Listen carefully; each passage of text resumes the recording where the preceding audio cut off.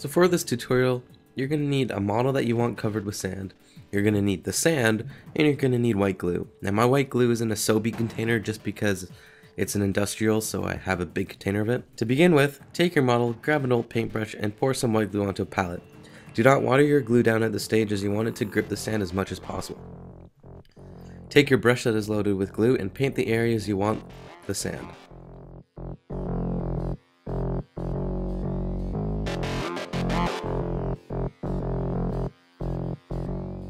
Next, take your model and dip it into the tub of sand, making sure sand covers the entire section that you painted with glue. I usually hold onto the model, but these miniatures were too small, and they would just rip off if I held onto them.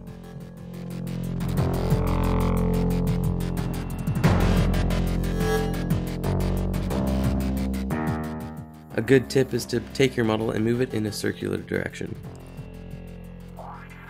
Now here what I am doing is I'm tapping off the excess sand, and I think I'm about to rub the edges of the model on the base because I don't want sand there. Now obviously if you do want sand, you can cover the entire base with glue and then dip it into the sand. But I like to have the rims of my miniatures showing. Next is the most vital step to ensuring the glue is going to stick to the surface. Take a little bit of glue, usually excess from the earlier stages, and I mean a little, and add water until it is an extremely thin consistency. Not many people do this, but it is one of my keys to success in hobbying. Then take your brush and dip it into the watered down glue and paint the sanded areas.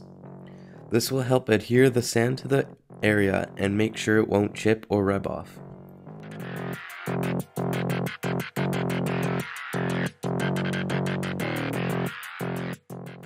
Then you can let it dry, and then you can prime your model, and there you have basic.